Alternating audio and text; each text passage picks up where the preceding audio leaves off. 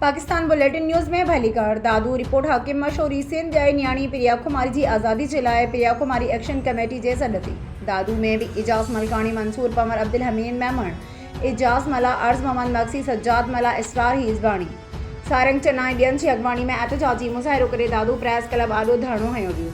मुज़ाहिरीन चयो त 3 साल गुज़रण बावजूद सिंध सरकार प्रिया कुमारी के आज़ाद करण में नाकाम थी वही है। जी सिंध तोड़े सिंध जा हुक्मरान मौसूम न्याणी प्रिया कुमारी की आज़ादी के लिए संजीदा नाहिन।